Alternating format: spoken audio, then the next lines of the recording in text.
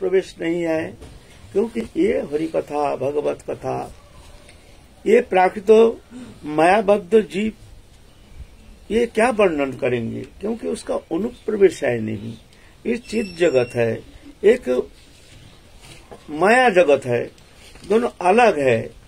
माया जगत है, हम संसार में दृश्यमान जागतिक वस्तु पदार्थ देख रहे हैं, दृश्यमान जो भी देखते हैं ये सब माया। माया क्या है? माया किससे कहती है?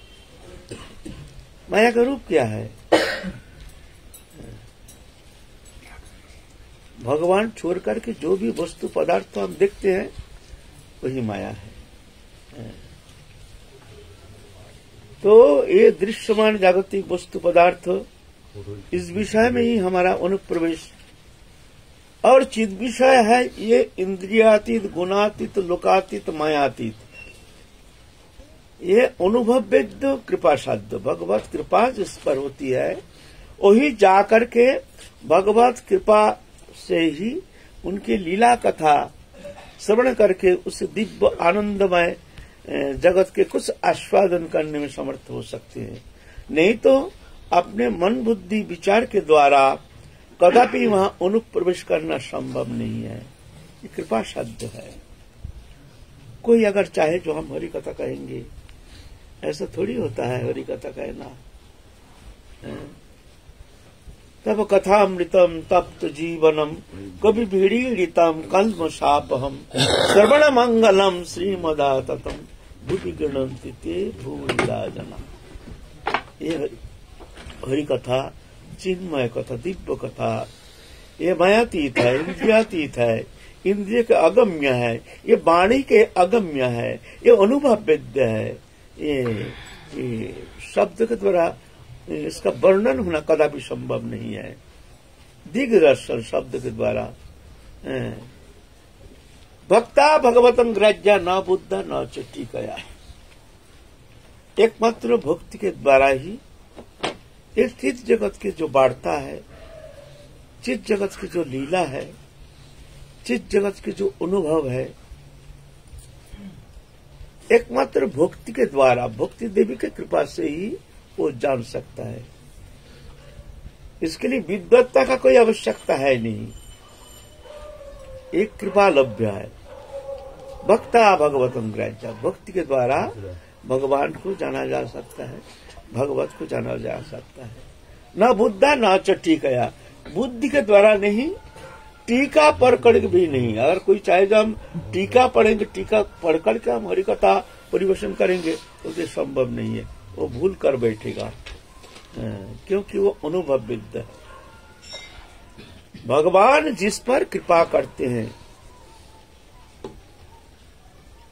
बस उसके भीतर में भगवान अनुप्रवेश करके भक्ति देवी की कृपा से जा करके वो स्फुरित होते हैं उसके भीतर। वो कथा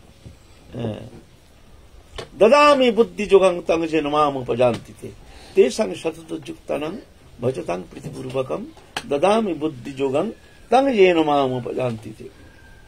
फिर मैं बुद्धि देता हूँ उसको, ऐसे भक्त को जो हर समय हमसे युक्त रहते हैं। युक्त माने भगवत चरण छोड़ के दूसरा कोई वस्तु पदार्थ के प्रति किंचित आसक्ति नहीं, इच्छा नहीं, ऐसे। इससे कहते हैं सतत युक्तानंद। सतत माने निरवच्छिन्न तैल धारावत, हर समय भगवत चिंतन में तल्लीनता, तन्मयता।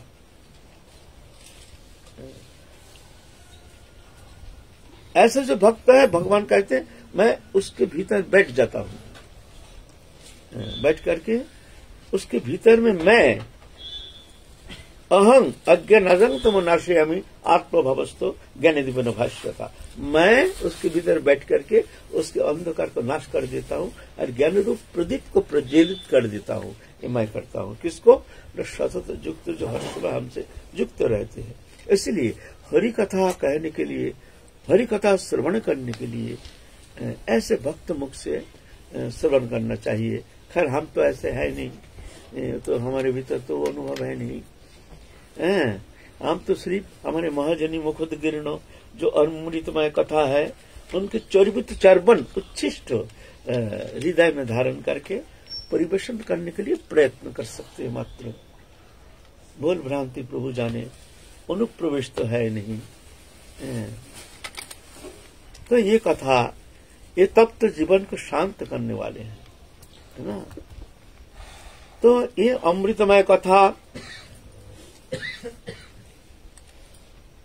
महाप्रभु जगत जीव के कल्याण के लिए, और वो प्रेम धन, प्रेम के पराकाष्ठा, जुगल लीला विलास, निवृत्त निकुंज के जो सारभूत, जो लीला विलास, उसकी चरम निर्यास, वो है ये मंजरी भाव उपासना पद्धति, जो महाप्रभु के पहले किसी ने ये उपासना, ये रस प्रदान नहीं किए हैं। ये महाप्रभु का अवदान, ये मंजरी भाव उपासना पद्धति, गौरिया भजन की जो प्राण केंद्र है, ये मंजरी भाव उपासना पद्धति। अनर्पित चढ़ी चिरात करुणावतीर्ण कलु, समर्पयत उन्नत उज्जवल रसांग सबक्ति श्रियम, हरि पुरठ सुंदर द्युति कदम्ब संदीपित, सदा हृदय स्फुरत शशि नंदन।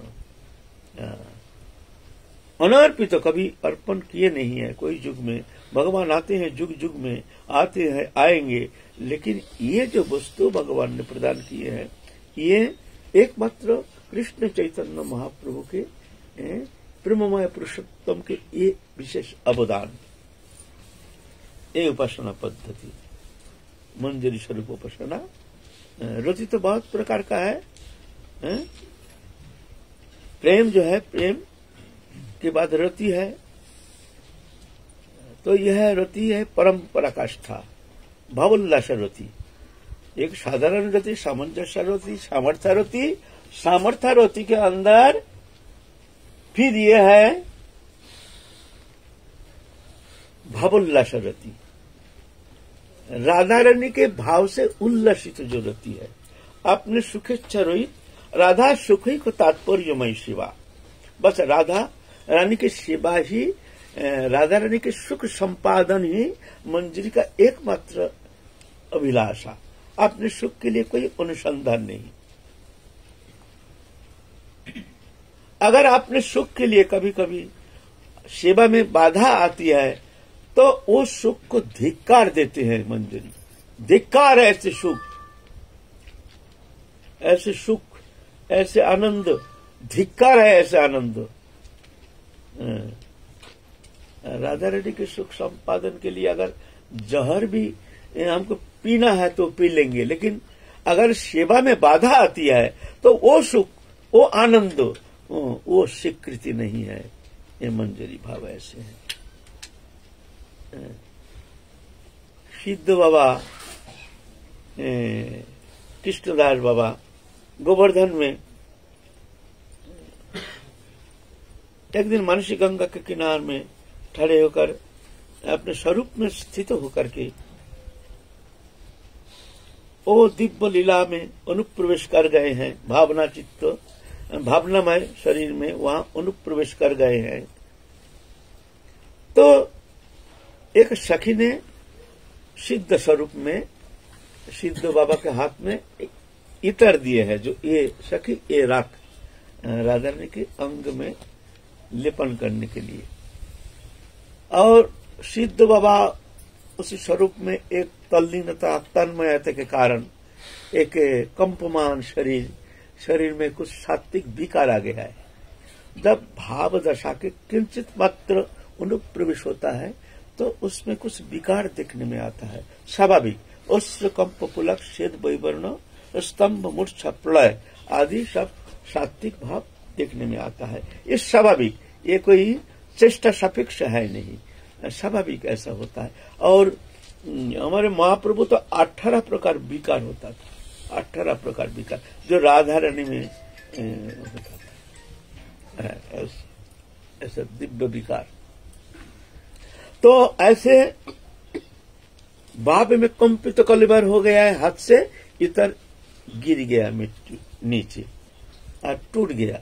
और 2-4 भक्त उनके साथ गए थे और अद्भुत दिव्य गंध में चारों ओर एकदम भर गया। इतने सुगंधी, ऐसे सुगंध से चारों ओर फैल गया। बाबा रो रहे हैं, और 2-4 भक्त जो वहां गए थे उनके साथ, अरे एक दिव्य गंध, वो तो अप्राकृत गंध है, हमारे जैसे इतर है ना, वो दिव्य जगत में ऐसा इतर नहीं है, वो कुछ अलग है, वो कुछ अलग गंध है। वो नासारंध्र से अनुप्रवेश करने से उसके भीतर में एक अद्भुत दिव्य आनंद का सिहरण खिल जाता है। वो दिव्याति दिव्य है, वो अचिंत्य है, वो अगम्य है। एक थोड़ा सा वो सुगंध, कभी किसी के कोई भाग्य क्रम से अगर उसके नासारंध्र से उसके भीतर अनुप्रवेश कर जाता है तो वो गंध ऐसे दिव्य है जो वो एक अद्भुत दिव्य अचिंत्य आनंद में निमग्न हो जाते हैं। ऐसे ही दिव्य गंध से वो जो भक्त दे गए हैं, उनके शिष्य एकदम दिव्य भाव से विभावित हो गए हैं। और इधर सिद्ध बाबा रो रहे हैं। फिर थोड़ा प्रकृतिस्थ होकर के पूछ रहे हैं, बाबा आप रो क्यों रहे हैं? और ये गंध कहां से आया? कोई कुछ नहीं है, लोक नहीं, जन नहीं, कुछ नहीं, एक दिव्य गंध भर गया चारों ओर। ये कौन सा ये दिव्य गंध? ऐसे तो सुगंधी तो कभी हम लोग प्राप्त कर नहीं पाए। तो बाबा कहते, मैं दुर्भागा हूं, मेरा भाग ही बहुत खराब है, मैं सेवा के अयोग्य हूं, मेरा सेवा करने का कोई योग्यता नहीं। देखो सखी ने हमको इतर दिया जो राधा रानी का अंग में लेपन करने के लिए। सखी तो पका रही इतर को, हमने इतर को ले लिया और राधा रानी को भाव कांति देख करके हमारे हाथ से हम कंपित कलेबर हो गए, हमारे हाथ से वो इतर गिर गया और फूट गया। देखो हमसे कितना अपराध हो गया, हम क्या सेवा करेंगे? सेवा करने का अधिकार हमारा है नहीं, हम अनधिकारी है। बोल करके बाबा रो रहे हैं, हम अनधिकारी है। यह है हमारे मंजूरी उपासना पद्धति, सत्सुख उपासना रहित। अपना सत्सुख के लिए कोई किंचित मात्र उनकी लेश मात्र इच्छा नहीं। राधा रानी के सुख संपादन। विलाप कुसुमांजलि में आप देखेंगे एक एक प्रार्थना। कैसे प्रार्थना? हे राधा रानी, कब तुम स्नानागार में हमको ले जाओगे? हम स्नानागार में, तुम्हारे शौचालय को हमको विधौत करके वहां अपने केश के द्वारा उसको सम्मार्जन करेंगे, सम्मार्जन करके तुम्हारे सुख संपादन करेंगे, तुम्हारी सेवा में सहयोग करेंगे। ये प्रार्थना, ये नहीं कब रंध्रपथ से तुम्हारे मिलन, धर्मी तुम जो मिलन जुगल किशोर मिलित होकर के जो दिव्य आनंद में निमग्न हो जाओगे, तुम्हारी ओ लीला देख करके हम आनंद सागर में निमग्न हो जाएंगे। हे राधा रानी, कब ऐसे कृपा करोगी? इसमें अपना सुख इच्छा है। हम वो लीला देख करके आनंद से, आनंद सागर में नित्य दिव्य आनंद में हम निमग्न हो जाएंगे। ससुख वासना है ना किंचित, मेरी ये इच्छा है। लेकिन यहाँ उल्टा है, हमारे लिए नहीं। कब मैं तुम्हारी सेवा करके मैं तुम्हारी सुख संपादन करूंगी, तब जाके हमारी सार्थकता। तुम सुखी हो जाओगे, तुम प्रसन्न होकर हमारे तरफ मृदुमंद मुस्कान के द्वारा हमको आनंदित करोगे, बस उसमें हम निमग्न हो जाएंगे। ऐसे तुम खुशी हो जाओगे, बस तुम्हारी खुशी। ये नहीं हमको आनंद मिलेगा। कब हम जुगल किशोर के वो आनंद लीला देख करके, वो मिलन लीला देख करके हम आनंद सागर में निमग्न हो जाएंगे, ऐसा नहीं। ये विलाप कुसुमांजलि जो है विशेषता है। ये हमारे उपासना पद्धति, अपने सुख के लिए कोई चेष्टा नहीं है। श्रीमती क्षमा सबे देह भेद मात्र, एक प्राण एक आत्मा सबे राधा तंत्र। राधा रानी के जैसे ही वो मंजूरी है। श्रीमती क्षमा जैसे डीटो राधा रानी, वो मंजूरी कैसे है? जैसे एक अलग राधा रानी, वो राधा रानी है। क्षमा सेम, जैसे राधा रानी ऐसे ही वो मंजूरी, सेम टू सेम।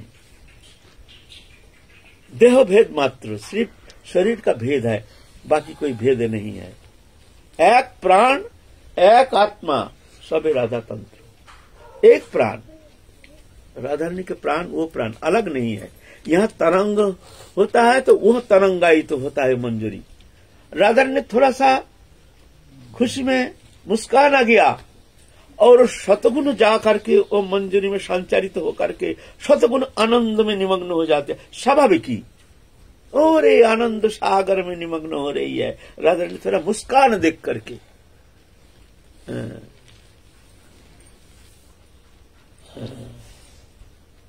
सिरूप मंजरी करी सिरोती मंजरी सदाकाल रहे सेवा दिवा विभा बोली। संभोगेर काले दुहु आनंदे उल्लास राधांगे पुलक भाव सबित प्रकाश। राधा रानी के जो भीतर जो आनंद की थोड़ा सा शिहरण शतगुण जाकर के संचारित होती है वो सखी में मंजरी में। स्वाभाविक शतगुणा যত সুখ পায় বৃষ ভানুর নন্দিনী তার শতগুণ সুখ আস্বাদ সঙ্গিনী। কোন ছালে একসঙ্গে সখীরে মিলায় সে आनंद देखे सुने कोटि सुख पाए। उनकी एक ही तमन्ना राधा रानी को ले आकर के राधा रानी को श्रृंगार कर रहे हैं, दिख रहे हैं, हंस रहे हैं। हम राधा रानी से ही हमारे समस्त आनंद सिंधु में डूब जाए ना, ऐसा नहीं। ये हमारे उपासना ऐसा नहीं। तो क्या राधा रानी को सुखी हम कैसे करेंगे? ना राधा रानी सुख तभी सुखी होती है जब कृष्ण को ला करके उनके बगल में हम बैठाते हैं, तभी पूर्णता। राधा रानी के प्राण है कृष्ण। ओनु परमाणु कृष्ण प्रेममयी देवी कृष्णमयी देवी कृष्णमयी राधिका पर देवता सर्व लक्ष्मीमयी सर्वकांति सन्मयी पड़ा। ऐसे बड़ा शक्ति राधा रानी। ओनु परमाणु कृष्ण प्रेम से बनी हुई अभिन्न। कृष्ण राधा अभिन्न। कोई रसिक वक्ता कभी कभी कृष्ण को तो राधा रानी के सुई पर बना देते हैं, झाड़ूदार, माने इतना छोटा कर देते हैं। ठीक है, राधा रानी तो प्रेम स्वरूपिणी महाभावमयी है। सर्व सन्मोहिनी परा समस्त शक्ति को समस्त स्वरूप को सम्मोहन करने में समर्था सत्य है। लेकिन छोटे बड़ा है नहीं वहां। एक बड़े है एक जो छोटे है, ऐसे प्रेम होता नहीं है। प्रेम समपर्याय होता है, समान बराबर से प्रेम होता है। एक बालक में प्रेम होता है, जवान से प्रेम होता है, वृद्ध से प्रेम होता है। ऐसे हो ना, जो जैसा ऐसे ही प्रेम होता है ना। एक बड़े विद्वान है, वरिष्ठर है, उसका फ्रेंड सर्कल भी ऐसा ही कोई बड़ा बुद्धिजीवी होता है। साधारण भिखारी से वो प्रेम नहीं करेंगे, ऐसा सम पड़ जाए। तो राधा कृष्ण ऐसे नहीं, जो कृष्ण को कभी कभी तो स्वीपर बना देते हैं। तो इसमें क्या, इसमें राधा रानी प्रसन्न हो जाएंगे? ऐसा नहीं। हाँ, कभी कभी कृष्ण राधा रानी के चरण संवाहन करते हैं, चरण कमल को लेकर के अपना बक्सों में धारण करते हैं। इसका मतलब ये नहीं कृष्ण राधा रानी की कृपा के पात्र हैं। स्वप्न में भी ऐसा नहीं सोचना, जानते नहीं है बहुत तत्व। न जानने का कारण कभी कभी कृष्ण को एकदम छोटा बना देते हैं, जैसे ये अत्यंत कृपा के पात्र है। एक फोटो हमने देखा, कृष्ण राधा रानी के चरण पकड़ के रखे, राधा रानी उनके मस्तक में हस्त प्रसारण करके आशीर्वाद कर रहे हैं। बताओ, आशीर्वाद माने वो शिष्य हो या अति नगण्य हो, अति न्यून हो, है ऐसे है ना। तो अपना हम आशीर्वाद किसको करते हैं? बड़े हैं छोटे को आशीर्वाद करते हैं, है ना। जब हम आशीर्वाद करेंगे तो समझना चाहिए हमारी कृपा के पात्र। तो राधा रानी कृष्ण को कृपा के पात्र समझते हैं। जो कृपा के पात्र है, शिष्य सम है, क्या उनसे ऐसे गहरा प्रेम हो सकता है? होता नहीं है। क्यों? वो बड़े हैं या छोटे हैं, कृपा के पात्र है। वास्तव में ऐसा नहीं है, तत्व जानते नहीं है। ना जानने का कारण विभ्रांति आ जाती है।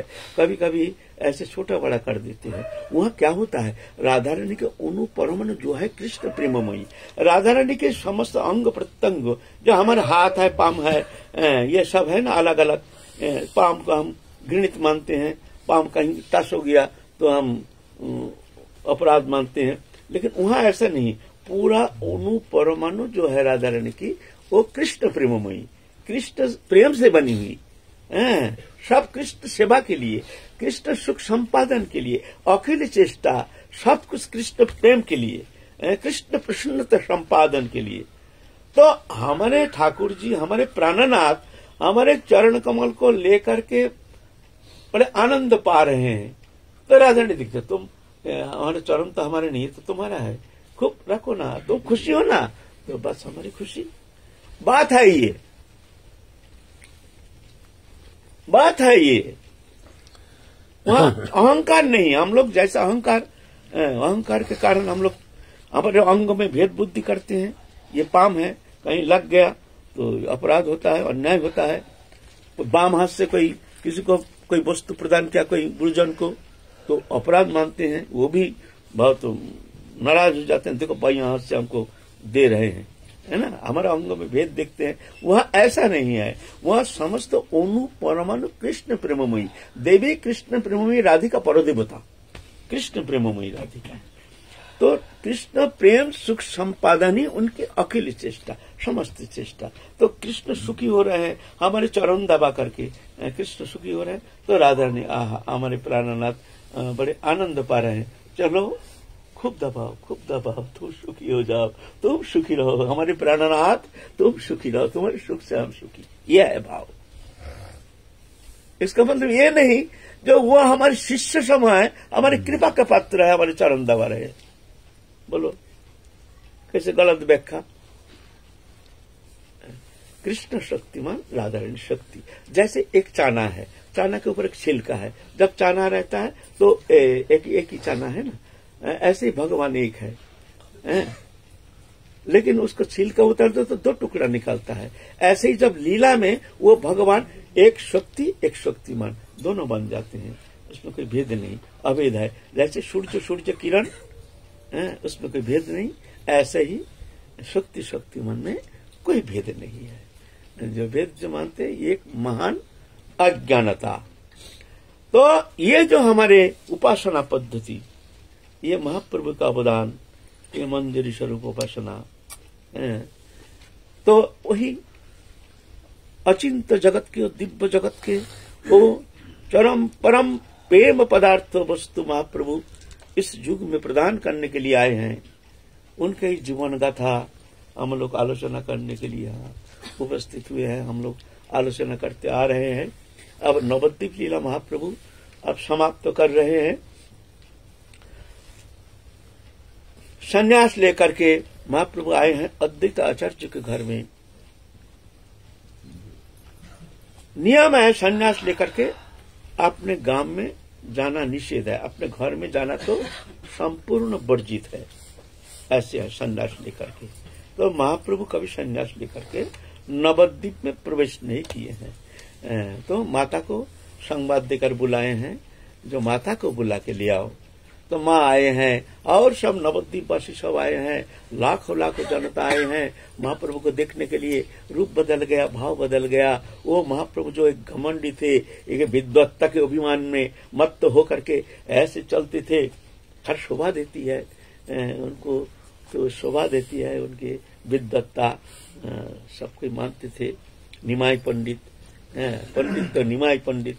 लेकिन अभी पूरा अलग, एक विनम्रता, एक दीनता, एक अद्भुत भावमय स्थिति, एक अद्भुत उनके भीतर एक कोमलता, एक सरसता, अद्भुत प्रेमावस्था देख करके सब ऐसे मंत्र मुग्ध हो रहे हैं। वो निमाई पंडित, आप ये निमाई पंडित में बहुत अंतर है।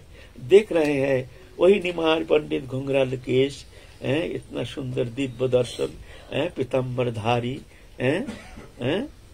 निमाई पंडित जो दर्शन मात्र ही चित्त को एक अतीन्द्रिय जगत में खींच के ले जाने में समर्थ है। ऐसे सुंदर दिव्य अद्भुत भगवान की जो अद्भुत प्रेममय तनु, वो निमाई पंडित आज एक सन्यासी रूप में विद्यमान है, लेकिन भाव बदल गया, सब बदल गया, लेकिन है अद्भुत एक आनंद की छटा। जिसके तरफ देखते हैं वो ही एक प्रेममय हो करके, भावनामय हो करके कृष्ण कृष्ण बोल करके रोना शुरू करते हैं। ऐसे अद्भुत निमाई पंडित को देख करके जो विरोधी थे वो भी जा करके देखते, हाय हाय, ऐसे निमाई पंडित के हम लोग इतना विरोध किए हैं, तो वो भी बहुत पश्चाताप करते हैं। निमाई पंडित के पास जाकर के क्षमा याचना करते हैं। निमाई पंडित भी सबको गले लगा करके सबको वो प्रेम पदार्थ प्रदान कर रहे हैं, धन्य कर रहे हैं। अब बहुत दिन हो गया, 7-8 दिन हो गया, महाप्रभु देखते हैं अब हमको यहाँ रहना ठीक नहीं है, क्योंकि सन्यासी के लिए गृहस्थ के घर, खैर अद्वैत आचार्य प्रभु तो सदाशिव है, महाविष्णु अवतार, ऐसे नहीं, लेकिन फिर भी भौमो लीला में तो गृहस्थी है। तो महाप्रभु कहते हैं जो गृहस्थी के घर ज्यादा दिन रहना ठीक नहीं, फिर भी सबके अनुरोध के कारण हमने यहाँ तो रहे हैं, अब हमको विदाई दो, हमको जाना है। माँ से पूछे, माँ तुम बताओ मैं क्या करूं, हम तो तुमसे कुछ पूछा नहीं, बिना पूछे हमने अज्ञानता, बस माँ हमने तो संन्यास ले लिया माँ, लेकिन हमने बड़ा अन्याय किया, तुमको रुला करके हमको क्या मिलेगा माँ, तुम्हारा आशीर्वाद बिना हमारे संन्यास मार्ग में चलना, कुछ प्राप्त होना संभव नहीं है माँ, तुम प्रसन्न हो जाओ माँ, तुम प्रसन्न हो जाओ माँ, हम बालक है तुम्हारे, चंचलतावश हमने जो संन्यास ले लिया, तुम्हारे आदेश बिना, तुम क्षमा कर दो माँ, प्रसन्न हो जा। तो सोची माता गोदी में लेकर के बड़े रोए निमाई, अरे बेटा निमाई ऐसा नहीं, जो होना था वही हुआ है, ठीक ही हुआ है बेटा, तू ऐसा चिंतन मत कर, ठीक है संन्यास ले लिया है, अब सही सन्यासी धर्म को आचरण करने का प्रयत्न कर बेटा। तो महाप्रभु पूछते हैं, माँ तुम बताओ कौन जगह हमारे लिए निर्देश करो, तुम जहाँ कहोगे हम वहीं रहेंगे, बस हम तुमको दुखी किया तो अब मैं नहीं चाहता हूं कि मैं तुमको दुखी करूं, तुम जहां बोलोगे मैं वहीं रह जाऊंगा। तो माँ देखते हैं हम कहे जो नवद्वीप रह जा, तो संन्यास धर्म के लिए तो लोक निंदा के कारण हो जाएगा ना। तो माँ तो ऐसा ही है, माँ भी जगत जननी है, वो भी जगत जननी के स्वरूप है, ऐसा थोड़ी है। बोलता है तो अद्वैत आचार्य जो सबसे सोची माता ने सलाह कर रहे हैं, जो क्या किया कहाँ बताओ। तो मैं कह रही हूँ कि अगर जगन्नाथपुरी में रह जाए तो वहाँ ऐसी सुविधा होगी कि हमारे यहाँ से सब जाएंगे, नवद्वीप में जाकर खबर ले आएंगे, हमको भी खबर मिल जाएगा, कभी मौका मिले तो हम भी जाकर के निमाई को दर्शन करके आएंगे, इसमें उसका संन्यास धर्म भी रक्षा हो जाएगा, और यही ठीक है ना। अद्वैत आचार्य प्रभु सबके हाथ तेरे लगा, वाह वाह वाह वाह वाह, मैया ने कितना सुंदर निर्णय ले लिया, जय जयकार, सोची माता के जय जयकार दे रहे हैं। देखो जैसे पुत्र ऐसे ही उनकी माता, हमारे जैसे माता होता तो क्या कहते, ना बेटा तू घर में रह करके ही भजन कर घर में रह कर, ऐसा ना। फिर जा करके आप महाप्रभु चलेंगे जगन्नाथपुरी की ओर, माता ने आदेश किए हैं। दूसरे दिन सुबह प्रातःकाल सब उधर मुकुंदो, फिर नित्यानंद प्रभु, फिर और ऐसे करके 8-10 भक्त मंडली ठीक किया है, उनके साथ जाएंगे जगन्नाथपुरी, पैदल चलेंगे, पदब्रज चलेंगे, वहां तो कोई वाहन नहीं है, और महाप्रभु चाहते भी नहीं है कोई वाहन में चलेंगे, तो इस तरह से पैदल चलेंगे, साथ चलेंगे। और उसमें खंड राज्य था, एक राजा एक उनके एरिया, उस दूसरा राज्य के एरिया में जाने से झमेला हो जाता था, कभी कभी उसको मान लो दूसरा राजा को टॉर्चर भी करते थे, तुम क्यों आए हमारे राज्य में, कोई ये होगा, कोई स्पाई होगा, ये सब है ना, मुश्किल था चलना उस समय। तो निमाई पंडित अपने भक्त वृंद को लेकर के चल रहे हैं सुबह सुबह, लेकिन इतना क्रंदर के सब रो रहे हैं, एकदम लाखों जनता जब निमाई पंडित चल रहे हैं, तब लाखों जनता आप अश्रुधारा को धारण करने में असमर्थ हो रहे हैं, छाती पटक के रो रहे हैं, जैसे अपने कलिजा को लेके जैसे कौन अचिंत शक्ति जैसे कहाँ चले जा रहे हैं, ऐसे महसूस कर रहे हैं। है तो भगवान ना, है तो पूर्ण ब्रह्म सनातन, है ना प्रेम पुरुषोत्तम, ऐसे प्रेम पुरुषोत्तम जब जा रहे हैं तो कैसे हृदय को धारण करेंगे। तो भगवान है ना। तो ये तो जो उस समय थे वो तो भाग्यशाली है, जो देखो ऐसे प्रेम पुरुषोत्तम के सान्निध्य प्राप्त करने में समर्थ हो गए हैं। सब रो रहे हैं छाती पटक पटक करके। सोची माता तो अचेत हो गई। आप क्रंदन के ऐसे रोल, आप क्या करें? महाप्रभु सोचते हैं भैया मैं क्या करूं, मैं क्या करूं, ऐसे सबको दुखी करके मैं कहाँ जाऊं, कैसे जाऊं, जाना मुश्किल है।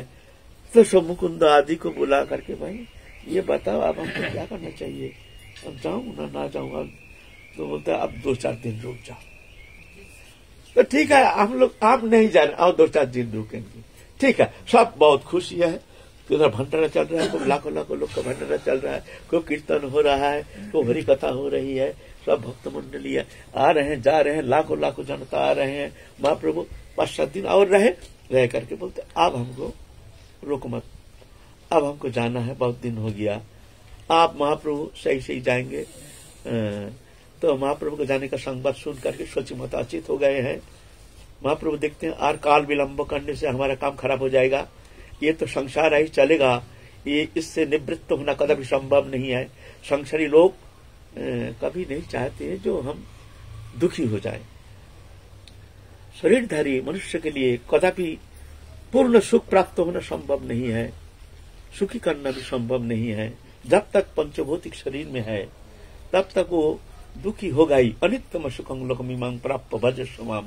और जो संसार अनित्य है, यहाँ सुख सुनना है, अगर सुख पाना चाहते हो तो मेरा भजन करो। महाप्रभु देखते हैं और काल विलंब करना अनुचित है। महाप्रभु माता को 7 बार प्रदक्षिण करके जा रहे हैं, अद्वैत प्रभु जा रहे हैं, सब भक्त जा रहे हैं रोते रोते। फिर महाप्रभु आगे निकल गए हैं, सब देखते रह गए। गंगा पार करके अब गंगा के किनार किनार महाप्रभु चल रहे हैं। उन्मत्त दशा प्रेमोन्मत्त होकर के महाप्रभु हरे कृष्ण करते करते ऐसे महाप्रभु जा रहे हैं। फिर गंगा किनार ऐसे करते करते करते करते उड़ीसा के पास पहुंच गए। कई दिन में कभी आहार करते, कभी मिल गया। जदृच्छलभ संतुष्टो दंधाति विमत्सरो सिद्ध सिद्ध कृत्या न निबद्धते। जैसे मिल जाए उसी में संतोष, खाने का कोई इच्छा नहीं, भूख नहीं, प्यास नहीं, है ना। क्यों? शरीर धर्म से अतीत हो गए हैं ना। वो तो भगवान है, प्रेमानंद में निमग्न होकर के प्रेम रस आस्वादन करते हैं। वहाँ भूख प्यास की कोई अपेक्षा ही नहीं है। महाप्रभु जा रहे हैं, उनके पीछे पीछे भक्त मंडली जा रहे हैं। जाते जाते उड़ीसा के पास आ गए हैं। वहाँ खंड राज्य है, अब उस पर जाना मुश्किल है। उस समय बहुत डाकायत लोग, बहुत डाकायती होता था उस समय। शासन तो ऐसे ही था ना, राज शासन था, राजा भी ऐसे दुष्ट राजा, वहाँ तो सब दुष्ट था, ऐसे ही बड़ा हुआ रहता था। डाकायती करते थे, जहां तहां सिरताई होता था, जहां तहां लूट तराज होता था। शांति नहीं था पहले जो राजा लोग थे। बहुत सबसे दुखी था तो राजा लोग। राज शासन जो था सबसे दुखी था। क्यों? जो छोटे राजा थे, बड़े राजा आकर के उसका आक्रमण करने के लिए कोशिश करते, उसको जैसे उसको विजय प्राप्त करके करके ले जाओ, फिर हमारा राज हो जाए ऐसे। और उस राजा को और बड़ा राजा जो है वो चेष्टा करते थे उसको ऊपर किस तरह से विजय प्राप्त करके हम उसको राज को दखल करेंगे। हर राजा दुखी थे, भयभीत थे। छोटे राजा थे वो बहुत भयभीत थे, जिन राजा ने कब आकर के आक्रमण करेंगे। निद्रा नहीं, ये कोई जीवन है? चैन नहीं, ऐसा ही था उस समय। महाप्रभु जाएंगे तो वहां पर रामचंद्र खान नाम के वहां के जमींदार थे। महाप्रभु के पास आकर के दंडवत उनको बहुत सादर सत्कार किए। फिर जाके बहुत प्रसन्न हो गए हैं, हो करके कहते हैं प्रभु हमारे लिए सेवा बताइए, मैं क्या सेवा कर सकता हूँ। तो महाप्रभु कहते हैं अभी तो दोनों आपस राज्य में थोड़ा कलह चल रहा है, तुम हमको थोड़ा पार कर दो, ये नदी पार कर दो। तो महाप्रभु के आदेश पालन करने के लिए बोलते ठीक है, हमारे लोग जन दे करके हम पार कर देंगे। तो नाव में करके रात्रि के अंधकार में और उधर कीर्तन कर रहे हैं जोर जोर से, और नाविक तो पर भयभीत हो रहे हैं। भाई हल्ला चिल्ला गोल्ला सुनने से चोर डकाते हर समय घूमता है। अरे भाई तुम हल्ला चल बंद करो सब कीर्तन कीर्तन, जानते हो कहाँ जा रहे हैं हम लोग हैं? अभी मान लो कोई दुष्ट जो डकैत है वो लोग जान लेंगे तो आगे अभी लूट लेंगे समझते। और वो तो आनंद में निमग्न है महाप्रभु के प्रेम में, प्रेम सुधा पान करके वो एक प्रेम रूप सागर में डूब गए हैं, उनका तो शोध बुद्धि है नहीं, खूब कीर्तन कर रहे हैं और वो नाभिक पर हल्ला चिल्ला कर रहे हैं। भाई आप कीर्तन बंद करो, जल्दी बंद करो, अभी आस्ते आस्ते करो। फिर जब सुन करके फिर कीर्तन हरे कृष्ण आस्ते आस्ते कर रहे हैं। ऐसा करते करते नदी पार करके उधर ले गए। और जितना तीर्थ है तो लंबा बोलने में तो बहुत समय लगेगा, छोटी छोटी तीर्थ जो है वहाँ गए हैं महाप्रभु समस्त तीर्थ दर्शन करके फिर जा करके कई नदी पार करके उड़ीसा के